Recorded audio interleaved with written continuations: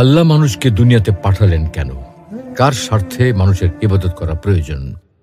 أفحسبتم أنما خلقناكم عبثا أفحسبتم أنما خلقناكم عبثا وأنكم إلينا لا ترجعون। তোমরা কি মনে করো যে আমি তোমাদেরকে অনর্থক সৃষ্টি করেছি এবং তোমাদেরকে আমার নিকট ফিরে আসতে হবে না? আসসালামু আলাইকুম ওয়া রাহমাতুল্লাহ। প্রিয় দর্শক, ইসলাম এন্ড লাইফের নতুন আয়োজনে আপনাদের সকলকে স্বাগত জানাচ্ছি। আজকে আমরা খুবই গুরুত্বপূর্ণ একটা বিষয় নিয়ে আলোচনা করতে চাই। আল্লাহ তাআলা আমাদেরকে দুনিয়াতে পাঠালেন কেন, তার মূল উদ্দেশ্য কি, এই উদ্দেশ্য নিয়ে আলোচনা করতে চাই এবং সেই উদ্দেশ্যের পেছনে কি রহস্য লুকিয়ে আছে, কাদের স্বার্থ জড়িয়ে আছে সে বিষয়ে আলোচনা করতে চাই। প্রিয় দর্শক, পৃথিবীর প্রতিটি মানুষ কোনো না কোনো কাজের সাথে জড়িত। প্রত্যেকেই আমরা কোনো না কোনো কাজ করি এবং সুনির্দিষ্ট লক্ষ্য উদ্দেশ্যকে সামনে রেখেই কাজটা করি। দিনমজুর ভাই মাথার ঘাম পায়ে ফেলে সারাদিন কঠোর পরিশ্রম করে শুধুমাত্র অল্প কটা টাকার জন্য। হকার হকারি করে, দোকানদার দোকানদারি করে, ব্যবসায়ী ব্যবসা করে, শিল্পপতি শিল্প কারখানা পরিচালনা করে, ডাক্তার ডাক্তারি করে, ইঞ্জিনিয়ার ইঞ্জিনিয়ারিং করে। প্রত্যেকের একটাই উদ্দেশ্য, জীবন জীবিকা নির্বাহ করা। কেউই আমরা এই উদ্দেশ্য ছাড়া এত মেধা শ্রম ঘাম ব্যয় করি না, বরং প্রতিটি মানুষই এই লক্ষ্যে কাজ করে। তাহলে দেখা যাচ্ছে যে মানুষ উদ্দেশ্য ছাড়া কোনো কাজ করে না। এখন একবার ভেবে দেখুন তো, দুনিয়াতে আমরা সাধারণ মানুষ যেখানে উদ্দেশ্য ছাড়া কোনো কাজ করি না, সেখানে আল্লাহ রাব্বুল আলামিন উদ্দেশ্য ছাড়া কি কোনো কাজ করতে পারেন? আমাদেরকে দুনিয়াতে পাঠানোর মতো কাজের কি কোনো উদ্দেশ্য নেই?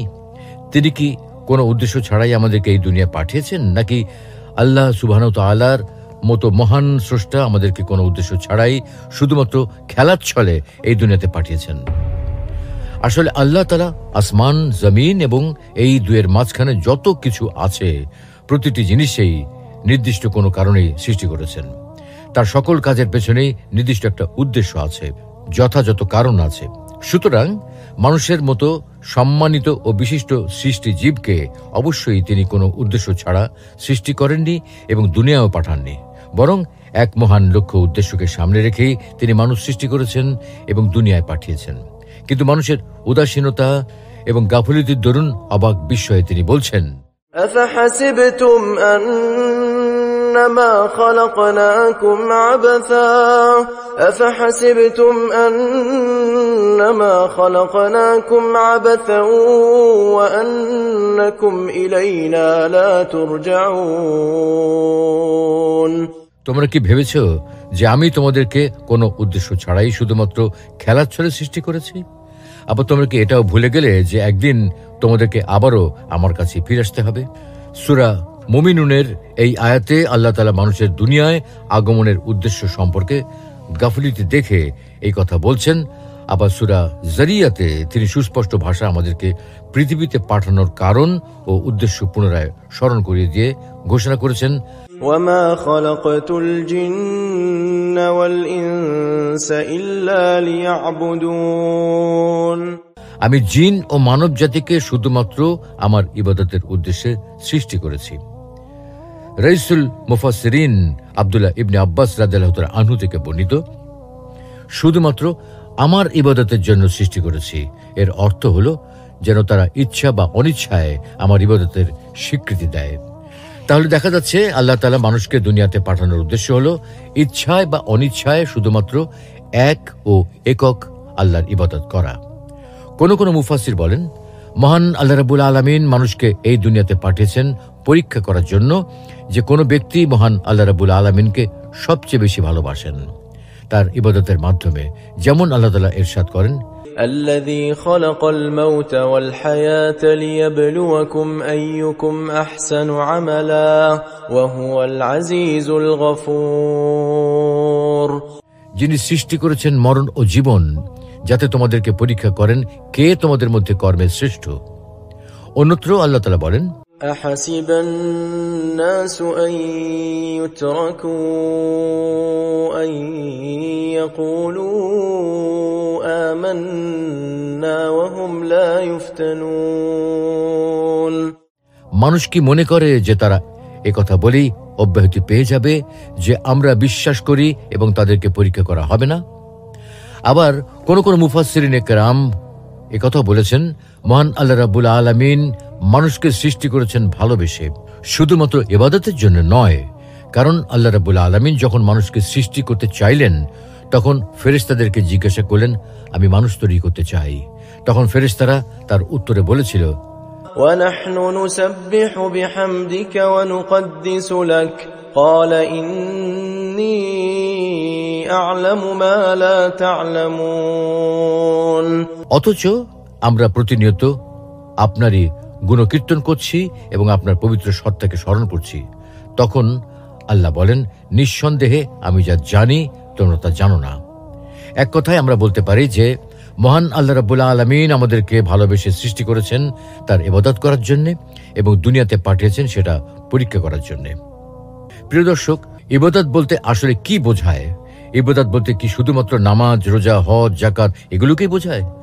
জীবনের সকল পর্যায়ে সত্যবাদিতা, সমাজে ইনসাফ প্রতিষ্ঠা, ভালো ও কল্যাণমূলক কাজ, এগুলো কি ইবাদত নয়? নাকি ইবাদতের আরো ব্যাপক ও বিস্তৃত কোনো অর্থ আছে? আলোচ্য সূরা যারিয়াতের 56 নম্বর আয়াতে লিয়াবুদুন শব্দের অর্থ করা হয়েছে ইবাদত করা, এবং ইবাদত বলতে আমরা সাধারণত নামাজ, রোজা, হজ, যাকাত এগুলোকেই বুঝে থাকি। এটা আসলে ইবাদতের প্রচলিত অর্থ, যথার্থ অর্থ নয়। ইবাদতের প্রকৃত অর্থ বোঝার জন্য আমাদেরকে এর শাব্দিক, পারিভাষিক, ফিকহি ও শরঈ অর্থ জানতে হবে। পাশাপাশি ইবাদতের প্রকারভেদ এবং স্তর সম্পর্কেও জানতে হবে। ইবাদতের শাব্দিক অর্থ, লিয়াবুদুন শব্দের মূল হল আবদুন, অর্থাৎ এটা আবদুন মূল ধাতু হতে গঠিত এবং সাধারণত সিফত বা বিশেষণ হিসেবে ব্যবহৃত হয়। আবিধানিক অর্থ বিনয়, নম্রতা, আনুগত্য ও বশ্যতা বুঝায়। ইবাদতের পারিভাষিক অর্থ, সুপ্রিয় দর্শক, ইবাদতের শাব্দিক অর্থ যেমন রয়েছে তেমনি এর পারিভাষিক অর্থ আছে। ফিকহের পরিভাষায় সমাজ ও সংস্কৃতির প্রথাগত ধারাবাহিকতা এবং যৌক্তিক প্রয়োজনের ঊর্ধ্বে কোরআন ও সুন্নায় যা সরাসরি আদেশ করা হয়েছে তাকে ইবাদত বলা হয়। পক্ষান্তরে ইসলামী শরিয়ার দৃষ্টিতে ইবাদতের অর্থ আরও ব্যাপক। এ প্রসঙ্গে ইমাম ইবনু তাইমিয়া রহমতুল্লাহ আলাইহি তার রচিত আল উবুদিয়াহ গ্রন্থে বলেন, আল্লাহ যা ভালোবাসেন, যা কিছু তিনি পছন্দ করেন তা করাকে ইবাদত বলা হয়, চাই সেটা মুখের কথা হোক, অঙ্গ প্রত্যঙ্গের কাজ হোক, অথবা দৃশ্যমান বা অদৃশ্যমান কাজ হোক না কেন। ইবাদতের প্রকার, প্রিয় দর্শক, ফিকহি দৃষ্টিভঙ্গি এবং শরঈ দৃষ্টিভঙ্গিতে ইবাদতের যে পরিচয় বর্ণনা করা হলো তাতে বোঝা যায় মৌলিকভাবে ইবাদত দুই প্রকার। আল ইবাদাতুল খাসসাহ বা নিখাদ ইবাদত, শুধুমাত্র আল্লাহর সম্মানার্থে তার আনুগত্য ও বশ্যতা স্বীকার করত, যে ইবাদতের কথা সরাসরি কোরআনে বর্ণনা করা হয়েছে এবং রাসূল সাল্লাল্লাহু আলাইহি ওয়াসাল্লাম তা উম্মতকে হাতে কলমে শিক্ষা দিয়েছেন। যা করলে সওয়াব প্রদান করা হবে আর না করলে শাস্তি রয়েছে, সেই সব কাজ আল্লাহর সন্তুষ্টির উদ্দেশ্যে করাকে খাস ইবাদত বলা হয়। যেমন ঈমান, নামাজ, রোজা, হজ, যাকাত এগুলো হলো খাস ইবাদত। মোট কথা, ইসলামের পঞ্চভিত্তি হলো খাস ইবাদত। কেননা এই ধরনের ইবাদত শুধুমাত্র আল্লাহর আনুগত্য ও বশ্যতা স্বীকার করে করা হয়, কোনো সামাজিক বা সাংস্কৃতিক প্রথা হিসেবে করা হয় না, এবং এগুলো সম্পূর্ণরূপে যুক্তির ঊর্ধ্বে। আল ইবাদাতুল আম্মা বা সাধারণ ইবাদত, যেসব কাজকে স্বতন্ত্রভাবে ইবাদত বলা হয়নি, বরং সামাজিক ভারসাম্য ও শৃঙ্খলা রক্ষার জন্য করার আদেশ বা বিরত থাকার আদেশ করা হয়েছে, যা করলে নির্দিষ্টভাবে সওয়াবের কথা বা না করলে গুনাহের কথা বলা হয়নি, সেগুলো যখন আল্লাহর সন্তুষ্টির উদ্দেশ্যে পালন করা হয় তখন তাকে আম ইবাদত বলা হয়। যেমন অসুস্থ মানুষের চিকিৎসা করা, প্রতিরক্ষা ব্যূহ নির্মাণ করা, উপকারী জ্ঞান শিক্ষাদান ইত্যাদি হলো আম ইবাদত। এইসব কাজ স্বতন্ত্র কোনো ইবাদত নয়, তবে শর্ত সাপেক্ষে এগুলো ইবাদতে পরিণত হতে পারে। অর্থাৎ এই কাজগুলো যদি আল্লাহর সন্তুষ্টির উদ্দেশ্যে করা হয় তখন এগুলোকে ইবাদত হিসেবে ধরা হয়। ইবাদতের আদেশ করার কারণ কি? প্রিয় দর্শক, আল্লাহ তাআলা আল কোরআনের প্রায় সব জায়গায় ইবাদতের কথা বলেছেন। যত জায়গায় যত ঘটনা উল্লেখ করা হয়েছে সেগুলো শুধু পূর্ববর্তী জাতির রূপকথা হিসেবে উল্লেখ করা হয়নি, সেগুলো মূলত ইবাদতের প্রতি আহ্বান এবং ইবাদত না করার পরিণাম হিসেবে উল্লেখ করা হয়েছে। এখন কথা হলো, আল্লাহ তাআলা মানুষের জন্ম থেকে মৃত্যু পর্যন্ত পুরোটার সময় ইবাদতের প্রতি এত গুরুত্ব আরোপ করার কারণ কি? পবিত্র কোরআনে আল্লাহ তাআলা সেই কারণটাও উল্লেখ করে দিয়েছেন। الذي خلق الموت والحياة ليبلوكم أيكم أحسن عملا وهو العزيز الغفور। তিনি মৃত্যু ও জীবন সৃষ্টি করেছেন যেন তোমাদেরকে পরীক্ষা করেন যে কে তোমাদের মধ্যে কর্মের দিক থেকে শ্রেষ্ঠ। তিনি পরাক্রমশালী, ক্ষমাময়। এই আয়াতের মাধ্যমে বোঝা যায় আল্লাহ তাআলা ইবাদতের আদেশ করার মাধ্যমে মানুষকে বাছাই করেন, কারা তার আনুগত্য করে আর কারা করে না, উভয় দলের মধ্যে যাচাই বাছাই করেন। সুতরাং ইবাদত হলো একটা পরীক্ষা। অতীতে যে সকল জাতিকে পৃথিবীতে পাঠানো হয়েছে তাদের সকলকেই এই পরীক্ষায় অবতীর্ণ হতে হয়েছে, এমনকি নবী, রাসূল ও মুমিনদেরও অবতীর্ণ হতে হয়েছে। সুতরাং বর্তমানে আমরা যারা পৃথিবীতে আছি এবং ভবিষ্যতে যাদের পৃথিবীতে পাঠানো হবে তাদেরও পরীক্ষায় অবতীর্ণ হতে হবে। পবিত্র কোরআনে আল্লাহ বলেছেন, أم حسبتم أن تدخلوا الجنة ولما يأتكم مثل الذين خلوا من قبلكم مستهم البأساء والضراء وزلزلوا حتى يقول الرسول والذين آمنوا معه متى نصر الله ألا إن نصر الله قريب। তোমাদের ধারণা কি এই যে তোমরা জান্নাতে চলে যাবে, অথচ তাদের অবস্থা অতিক্রম করনি যারা তোমাদের পূর্বে অতীত হয়েছে? তাদের উপর বিপদ ও কষ্ট এসেছে এবং এতে তারা এতটাই কেঁপে উঠেছে যে নবী, রাসূল ও মুমিনদেরকে পর্যন্ত এই কথা বলতে হয়েছে যে কখন আসবে আল্লাহর সাহায্য। তবে জেনে রাখো, আল্লাহর সাহায্য একান্তই নিকটবর্তী। সুতরাং বোঝা গেল যে অতীত, বর্তমান ও ভবিষ্যতের মানুষ, নবী, রাসূল, সাধারণ বিশেষ সকল মানুষকেই ইবাদতের মাধ্যমে পরীক্ষা করা হয়। আল্লাহ কি ইবাদতের প্রতি মুখাপেক্ষী? প্রিয় দর্শক, একথা সত্য যে ইবাদতের মাধ্যমে মানুষকে পরীক্ষা করা হয়, কিন্তু কথা হলো এই ইবাদত কার স্বার্থে, কার প্রয়োজনে করা হয়? মানুষের নিজের স্বার্থে নাকি আল্লাহর স্বার্থে ইবাদত করা হয়? আল্লাহ কি মানুষের ইবাদতের প্রতি মুখাপেক্ষী? এ প্রসঙ্গে ইরশাদ হচ্ছে, ওয়ামা খালাকতুল জিন্না ওয়াল ইনসা ইল্লা লিয়াবুদুন মা উরিদু মিনহুম মির রিজকিন ওয়া মা উরিদু আন ইউতঈমুন। আমি জিন ও মানব জাতিকে শুধুমাত্র আমার ইবাদতের উদ্দেশ্যে সৃষ্টি করেছি। আমি তাদের কাছে জীবিকা চাই না এবং এটাও চাই না যে তারা আমাকে খাওয়াবে। আল্লামা ইবনে কাসির রাহমাতুল্লাহি আলাইহি বলেন, এই আয়াতের অর্থ হলো আমি তাদেরকে সৃষ্টি করেছি আমার ইবাদতের নির্দেশ প্রদান করার জন্য, তাদের প্রতি আমার মুখাপেক্ষিতার কারণে নয়। অতএব প্রমাণিত হলো যে আল্লাহ তাআলা মানুষের স্বার্থে, মানুষের প্রয়োজনেই মানুষকে ইবাদতের আদেশ করেছেন। আল্লাহর প্রয়োজনে, আল্লাহর স্বার্থে ইবাদতের আদেশ করেননি, কেননা আল্লাহ সুবহানাহু ওয়া তাআলা মানুষের ইবাদতের মুখাপেক্ষী নন। ইবাদত করার লাভ অথবা ক্ষতি কি? প্রিয় দর্শক, মানুষ তার নিজের প্রয়োজনে ইবাদত করতে বাধ্য। নিজের মঙ্গলের জন্যই আমাদের ইবাদত করা প্রয়োজন। ইবাদতের পরীক্ষায় অবতীর্ণ হওয়া প্রয়োজন। আল্লাহ সুবহানাহু ওয়া তাআলার কাছে নিজ নিজ অবস্থান নির্ধারণের জন্য ইবাদতের পরীক্ষা অবতীর্ণ হওয়া প্রয়োজন। কারণ ইবাদতের পরীক্ষা ছাড়া কাউকে পাশ ফেলের ক্যাটাগরিতে ফেলা হয় না। ইবাদতের পরীক্ষায় উত্তীর্ণ হয়ে যারা জীবনের শুরু থেকে মৃত্যু পর্যন্ত যারা আল্লাহর আনুগত্য স্বীকার করে, যারা তার আদেশ মেনে চলার মাধ্যমে শ্রেষ্ঠ প্রমাণিত হয়, কোরআনের ভাষায় তাদের মুত্তাকি বলা হয়।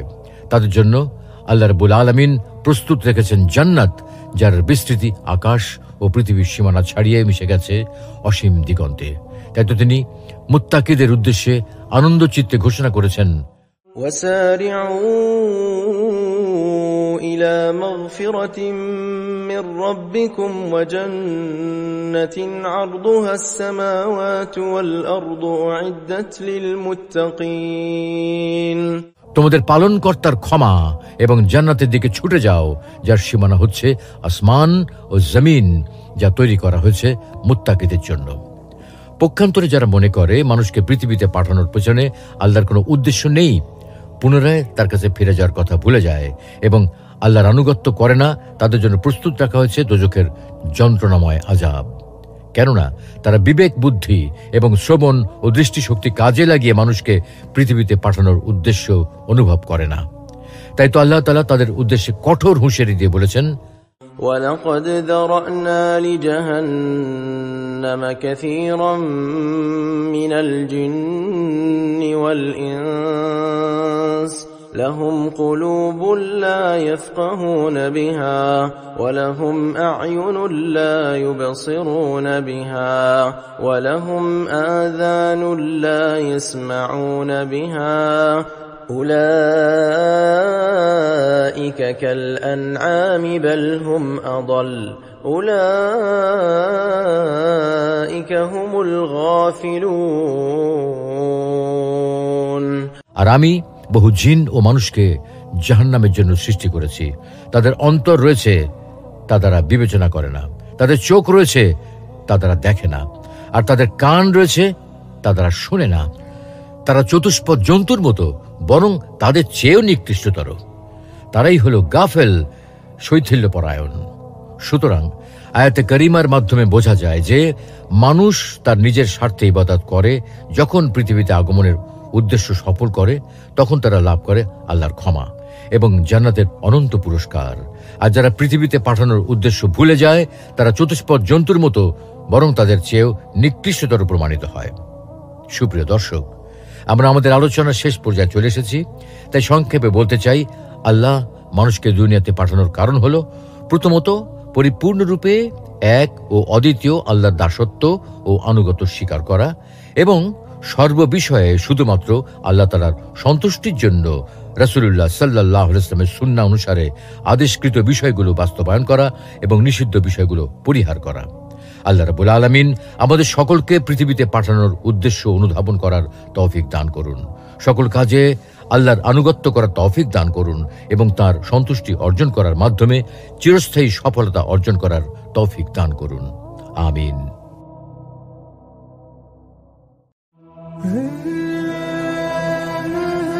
আল্লাহ মানুষকে দুনিয়াতে পাঠালেন কেন? কার স্বার্থে মানুষের ইবাদত করা প্রয়োজন?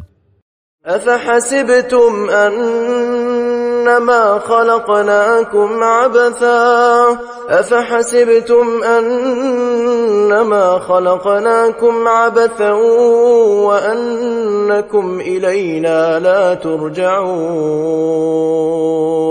তোমরা কি মনে করো যে আমি তোমাদেরকে অনর্থক সৃষ্টি করেছি এবং তোমাদেরকে আমার নিকট ফিরে আসতে হবে না? আসসালামু আলাইকুম ওয়া রাহমাতুল্লাহ। প্রিয় দর্শক, ইসলাম এন্ড লাইফের নতুন আয়োজনে আপনাদের সকলকে স্বাগত জানাচ্ছি।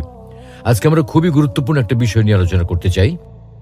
আল্লাহ তাআলা আমাদেরকে দুনিয়াতে পাঠালেন কেন, তার মূল উদ্দেশ্য কি, এই উদ্দেশ্য নিয়ে আলোচনা করতে চাই এবং সেই উদ্দেশ্যের পেছনে কি রহস্য লুকিয়ে আছে, কাদের স্বার্থ জড়িয়ে আছে সে বিষয়ে আলোচনা করতে চাই। প্রিয় দর্শক, পৃথিবীর প্রতিটি মানুষ কোনো না কোনো কাজের সাথে জড়িত। প্রত্যেকেই আমরা কোনো না কোনো কাজ করি এবং সুনির্দিষ্ট লক্ষ্য উদ্দেশ্যকে সামনে রেখেই কাজটা করি। দিনমজুর ভাই মাথার ঘাম পায়ে ফেলে সারাদিন কঠোর পরিশ্রম করে শুধুমাত্র অল্প কটা টাকার জন্য। হকার হকারি করে, দোকানদার দোকানদারি করে, ব্যবসায়ী ব্যবসা করে, শিল্পপতি শিল্প কারখানা পরিচালনা করে, ডাক্তার ডাক্তারি করে, ইঞ্জিনিয়ার ইঞ্জিনিয়ারিং করে। প্রত্যেকের একটাই উদ্দেশ্য, জীবন জীবিকা নির্বাহ করা। কেউই আমরা এই উদ্দেশ্য ছাড়া এত মেধা শ্রম ঘাম ব্যয় করি না, বরং প্রতিটি মানুষই এই লক্ষ্যে কাজ করে। তাহলে দেখা যাচ্ছে যে মানুষ উদ্দেশ্য ছাড়া কোনো কাজ করে না। এখন একবার ভেবে দেখুন তো, দুনিয়াতে আমরা সাধারণ মানুষ যেখানে উদ্দেশ্য ছাড়া কোনো কাজ করি না, সেখানে আল্লাহ রাব্বুল আলামিন উদ্দেশ্য ছাড়া কি কোনো কাজ করতে পারেন? আমাদেরকে দুনিয়াতে পাঠানোর মতো কাজের কি কোনো উদ্দেশ্য নেই?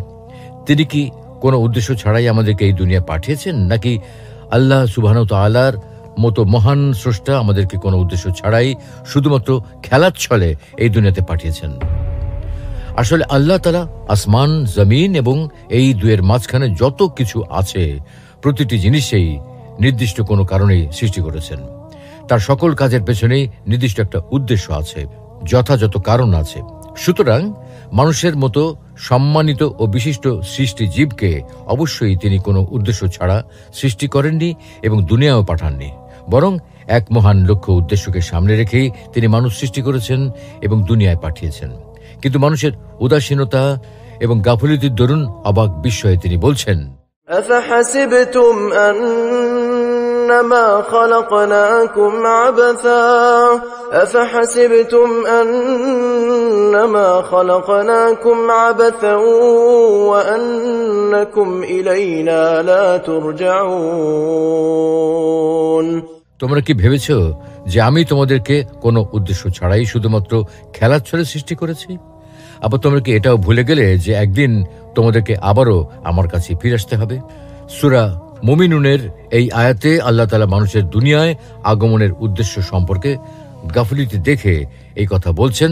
আবার সূরা যারিয়াতে তিনি সুস্পষ্ট ভাষা আমাদেরকে পৃথিবীতে পাঠানোর কারণ ও উদ্দেশ্য পুনরায় স্মরণ করিয়ে দিয়ে ঘোষণা করেছেন, وما خلقت الجن والإنس إلا ليعبدون।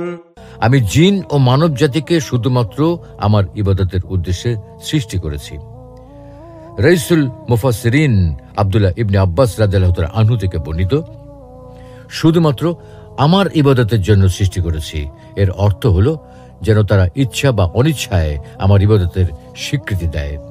তাহলে দেখা যাচ্ছে আল্লাহ তাআলা মানুষকে দুনিয়াতে পাঠানোর উদ্দেশ্য হলো ইচ্ছায় বা অনিচ্ছায় শুধুমাত্র এক ও একক আল্লাহর ইবাদত করা। কোন কোন মুফাসসির বলেন, মহান আল্লাহ রাব্বুল আলামিন মানুষকে এই দুনিয়াতে পাঠিয়েছেন পরীক্ষা করার জন্য যে কোনো ব্যক্তি মহান আল্লাহ রাব্বুল আলামিনকে সবচেয়ে বেশি ভালোবাসেন তার ইবাদতের মাধ্যমে। যেমন আল্লাহ তাআলা ইরশাদ করেন, الذي خلق الموت والحياة ليبلوكم أيكم أحسن عملا وهو العزيز الغفور। যিনি সৃষ্টি করেছেন মরণ ও জীবন যাতে তোমাদেরকে পরীক্ষা করেন কে তোমাদের মধ্যে কর্মের শ্রেষ্ঠ। অন্যত্র আল্লাহ তাআলা বলেন, أحسب الناس أن يتركوا أن يقولوا آمنا وهم لا يفتنون। মানুষ কি মনে করে যে তারা একথা বলেই অব্যাহতি পেয়ে যাবে যে আমরা বিশ্বাস করি এবং তাদেরকে পরীক্ষা করা হবে না? আবার কোন কোন মুফাসসিরিনে কেরাম একথা বলেছেন, মহান আল্লাহ রাব্বুল আলামিন মানুষকে সৃষ্টি করেছেন ভালোবেসে, শুধুমাত্র ইবাদতের জন্য নয়। কারণ আল্লাহ রাব্বুল আলামিন যখন মানুষকে সৃষ্টি করতে চাইলেন তখন ফেরেশতাদেরকে জিজ্ঞাসা করলেন, আমি মানুষ তৈরি করতে চাই। তখন ফেরেশতারা তার উত্তরে বলেছিল, ونحن نسبح بحمدك ونقدس لك قال إني أعلم ما لا تعلمون। অথচ আমরা প্রতিনিয়ত আপনারই গুণকীর্তন করছি এবং আপনার পবিত্র সত্তাকে স্মরণ করছি। তখন আল্লাহ বলেন, নিঃসন্দেহে আমি যা জানি তোমরা তা জানো না। এক কথায় আমরা বলতে পারি যে মহান আল্লাহ রাব্বুল আলামিন আমাদেরকে ভালোবেসে সৃষ্টি করেছেন তার ইবাদত করার জন্য এবং দুনিয়াতে পাঠিয়েছেন সেটা পরীক্ষা করার জন্য। প্রিয় দর্শক, ইবাদত বলতে আসলে কি বোঝায়? ইবাদত বলতে কি শুধুমাত্র নামাজ, রোজা, হজ, যাকাত এগুলোকেই বোঝায়? জীবনের সকল পর্যায়ে সত্যবাদিতা, সমাজে ইনসাফ প্রতিষ্ঠা, ভালো ও কল্যাণমূলক কাজ এগুলো কি ইবাদত নয়? নাকি ইবাদতের আরো ব্যাপক ও বিস্তৃত কোনো অর্থ আছে? আলোচ্য সূরা যারিয়াতের 56 নম্বর আয়াতে লিয়াবুদুন শব্দের অর্থ করা হয়েছে ইবাদত করা, এবং ইবাদত বলতে আমরা সাধারণত নামাজ, রোজা, হজ, যাকাত এগুলোকেই বুঝে থাকি। এটা আসলে ইবাদতের প্রচলিত অর্থ, যথার্থ অর্থ নয়। ইবাদতের প্রকৃত অর্থ বোঝার জন্য আমাদেরকে এর শাব্দিক, পারিভাষিক, ফিকহি ও শরঈ অর্থ জানতে হবে। পাশাপাশি ইবাদতের প্রকারভেদ এবং স্তর সম্পর্কেও জানতে হবে। ইবাদতের শাব্দিক অর্থ, লিয়াবুদুন শব্দের মূল হল আবদুন, অর্থাৎ এটা আবদুন মূল ধাতু হতে গঠিত এবং সাধারণত সিফত বা বিশেষণ হিসেবে ব্যবহৃত হয়। আবিধানিক অর্থ বিনয়, নম্রতা, আনুগত্য ও বশ্যতা বোঝায়। ইবাদতের পারিভাষিক অর্থ, সুপ্রিয় দর্শক, ইবাদতের শাব্দিক অর্থ যেমন রয়েছে তেমনি এর পারিভাষিক অর্থ আছে। ফিকহের পরিভাষায় সমাজ ও সংস্কৃতির প্রথাগত ধারাবাহিকতা এবং যৌক্তিক প্রয়োজনের ঊর্ধ্বে কোরআন ও সুন্নায় যা সরাসরি আদেশ করা হয়েছে তাকে ইবাদত বলা হয়। পক্ষান্তরে ইসলামী শরিয়ার দৃষ্টিতে ইবাদতের অর্থ আরও ব্যাপক।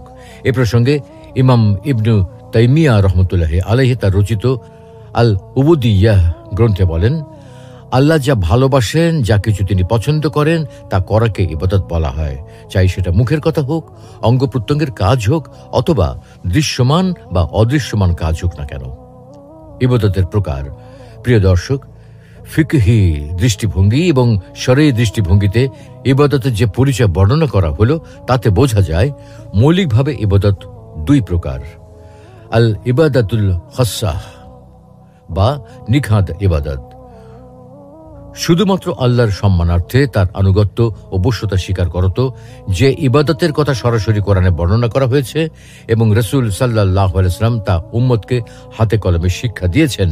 যা করলে সওয়াব প্রদান করা হবে আর না করলে শাস্তি রয়েছে, সেই সব কাজ আল্লাহর সন্তুষ্টির উদ্দেশ্যে করাকে খাস ইবাদত বলা হয়। যেমন ঈমান, নামাজ, রোজা, হজ, যাকাত, এগুলো হলো খাস ইবাদত। মোট কথা, ইসলামের পঞ্চভিত্তি হলো খাস ইবাদত। কেননা এই ধরনের ইবাদত শুধুমাত্র আল্লাহর আনুগত্য ও বশ্যতা স্বীকার করে করা হয়, কোনো সামাজিক বা সাংস্কৃতিক প্রথা হিসেবে করা হয় না, এবং এগুলো সম্পূর্ণরূপে যুক্তির ঊর্ধ্বে।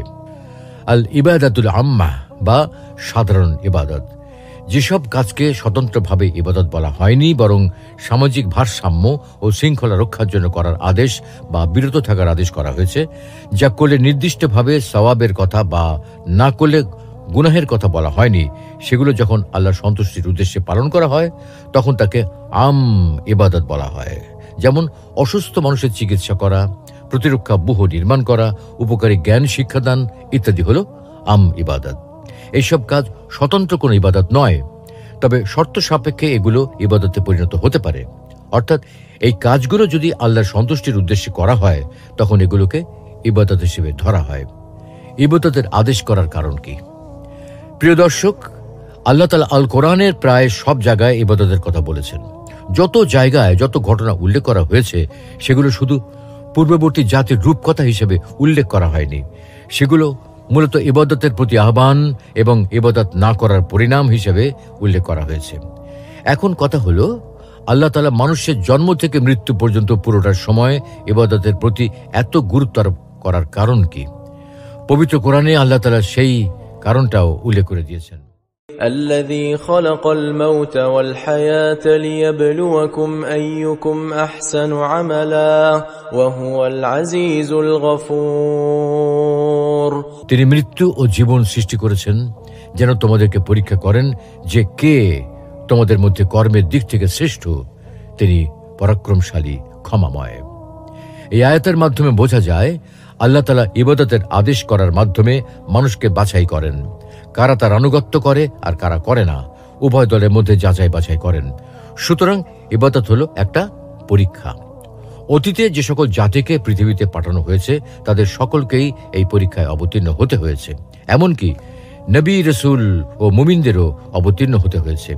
সুতরাং বর্তমানে আমরা যারা পৃথিবীতে আছি এবং ভবিষ্যতে যাদের পৃথিবীতে পাঠানো হবে, তাদেরও পরীক্ষায় অবতীর্ণ হতে হবে। পবিত্র কোরআনে আল্লাহ বলেছেন, أم حسبتم أن تدخلوا الجنة ولما يأتكم مثل الذين خلوا من قبلكم مستهم البأساء والضراء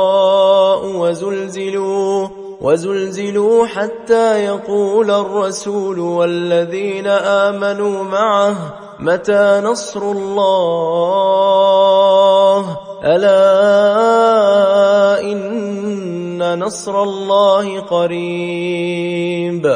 তোমাদের ধারণা কি এই যে তোমরা জান্নাতে চলে যাবে, অথচ তাদের অবস্থা অতিক্রম করনি যারা তোমাদের পূর্বে অতীত হয়েছে? তাদের উপর বিপদ ও কষ্ট এসেছে এবং এতে তারা এতটাই কেঁপে উঠেছে যে নবী, রাসূল ও মুমিনদেরকে পর্যন্ত এই কথা বলতে হয়েছে যে কখন আসবে আল্লাহর সাহায্য। তবে জেনে রাখো, আল্লাহর সাহায্য একান্তই নিকটবর্তী। সুতরাং বোঝা গেল যে অতীত, বর্তমান ও ভবিষ্যতের মানুষ, নবী, রাসূল, সাধারণ বিশেষ সকল মানুষকেই ইবাদতের মাধ্যমে পরীক্ষা করা হয়।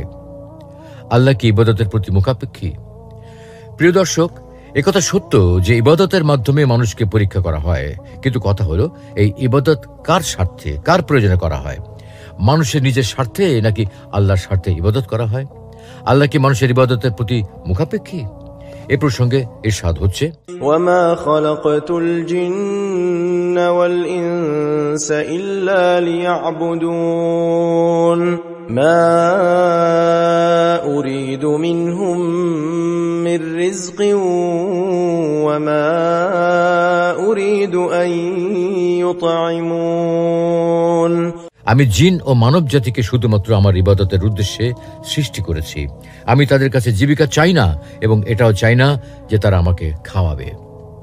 আল্লামা ইবনে কাসির রহমতুল্লাহি আলাইহি বলেন, এই আয়াতের অর্থ হলো, আমি তাদেরকে সৃষ্টি করেছি আমার ইবাদতের নির্দেশ প্রদান করার জন্য, তাদের প্রতি আমার মুখাপেক্ষিতার কারণে নয়।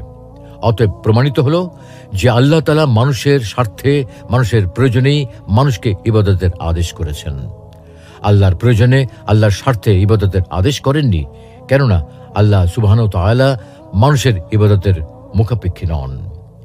ইবাদত করার লাভ অথবা ক্ষতি কি? প্রিয় দর্শক, মানুষ তার নিজের প্রয়োজনে ইবাদত করতে বাধ্য। নিজের মঙ্গলের জন্যই আমাদের ইবাদত করা প্রয়োজন। ইবাদতের পরীক্ষায় অবতীর্ণ হওয়া প্রয়োজন। আল্লাহ সুবহানাহু ওয়া তাআলার কাছে নিজ নিজ অবস্থান নির্ধারণের জন্য ইবাদতের পরীক্ষা অবতীর্ণ হওয়া প্রয়োজন। কারণ ইবাদতের পরীক্ষা ছাড়া কাউকে পাশ ফেলের ক্যাটাগরিতে ফেলা হয় না। ইবাদতের পরীক্ষায় উত্তীর্ণ হয়ে যারা জীবনের শুরু থেকে মৃত্যু পর্যন্ত যারা আল্লাহর আনুগত্য স্বীকার করে, যারা তার আদেশ মেনে চলার মাধ্যমে শ্রেষ্ঠ প্রমাণিত হয়, কোরআনের ভাষায় তাদের মুত্তাকি বলা হয়। তাদের জন্য আল্লাহ রাব্বুল আলামিন প্রস্তুত রেখেছেন জান্নাত, যার বিস্তৃতি আকাশ ও পৃথিবীর সীমানা ছাড়িয়ে মিশে গেছে অসীম দিগন্তে। তাই তো তিনি মুত্তাকিদের উদ্দেশ্যে আনন্দ চিত্তে ঘোষণা করেছেন, إلى مغفرة من ربكم وجنة عرضها السماوات والأرض أعدت للمتقين। তোমাদের পালনকর্তার ক্ষমা এবং জান্নাতের দিকে ছুটে যাও, যার সীমানা হচ্ছে আসমান ও জমিন, যা তৈরি করা হয়েছে মুত্তাকিদের জন্য। পক্ষান্তরে যারা মনে করে মানুষকে পৃথিবীতে পাঠানোর পেছনে আল্লাহর কোনো উদ্দেশ্য নেই, পুনরায় তার কাছে ফিরে যাওয়ার কথা ভুলে যায় এবং আল্লাহর আনুগত্য করে না, তাদের জন্য প্রস্তুত রাখা হয়েছে দোজখের যন্ত্রণাময় আযাব। কেননা তারা বিবেক, বুদ্ধি এবং শ্রবণ ও দৃষ্টিশক্তি কাজে লাগিয়ে মানুষকে পৃথিবীতে পাঠানোর উদ্দেশ্য অনুভব করে না। তাই তো আল্লাহ তাআলা তাদের উদ্দেশ্যে কঠোর হুঁশিয়ারি দিয়ে বলেছেন, وَلَقَدْ ذَرَأْنَا لِجَهَنَّمَ كَثِيرًا مِنَ الْجِنِّ وَالْإِنسِ لَهُمْ قُلُوبٌ لَا يَفْقَهُونَ بِهَا وَلَهُمْ أَعْيُنٌ لَا يُبْصِرُونَ بِهَا وَلَهُمْ آذَانٌ لَا يَسْمَعُونَ بِهَا أُولَئِكَ كَالْأَنْعَامِ بَلْ هُمْ أَضَلُّ أُولَئِكَ هُمُ الْغَافِلُونَ। আর আমি বহু জিন ও মানুষকে জাহান্নামের জন্য সৃষ্টি করেছি। তাদের অন্তর রয়েছে, তা তারা বিবেচনা করে না। তাদের চোখ রয়েছে, তা তারা দেখে না। আর তাদের কান রয়েছে, তা তারা শোনে না। তারা চতুষ্পদ জন্তুর মতো, বরং তাদের চেয়েও নিকৃষ্টতর। তারাই হলো গাফেল, শৈথিল্যপরায়ণ। সুতরাং আয়াতে কারিমার মাধ্যমে বোঝা যায় যে মানুষ তার নিজের স্বার্থে ইবাদত করে। যখন পৃথিবীতে আগমনের উদ্দেশ্য সফল করে, তখন তারা লাভ করে আল্লাহর ক্ষমা এবং জান্নাতের অনন্ত পুরস্কার। আর যারা পৃথিবীতে পাঠানোর উদ্দেশ্য ভুলে যায়, তারা চতুষ্পদ জন্তুর মতো, বরং তাদের চেয়েও নিকৃষ্টতর প্রমাণিত হয়। সুপ্রিয় দর্শক, আমরা আমাদের আলোচনার শেষ পর্যায়ে চলে এসেছি। তাই সংক্ষেপে বলতে চাই, আল্লাহ মানুষকে দুনিয়াতে পাঠানোর কারণ হলো, প্রথমত পরিপূর্ণরূপে এক ও অদ্বিতীয় আল্লাহর দাসত্ব ও আনুগত্য স্বীকার করা এবং সর্ববিষয়ে শুধুমাত্র আল্লাহ তাআলার সন্তুষ্টির জন্য রাসূলুল্লাহ সাল্লাল্লাহু আলাইহি ওয়াসাল্লামের সুন্নাহ অনুসারে আদেশকৃত বিষয়গুলো বাস্তবায়ন করা এবং নিষিদ্ধ বিষয়গুলো পরিহার করা। আল্লাহ রাব্বুল আলামিন আমাদের সকলকে পৃথিবীতে পাঠানোর উদ্দেশ্য অনুধাবন করার তৌফিক দান করুন। সকল কাজে আল্লাহর আনুগত্য করার তৌফিক দান করুন এবং তার সন্তুষ্টি অর্জন করার মাধ্যমে চিরস্থায়ী সফলতা অর্জন করার তৌফিক দান করুন। আমিন।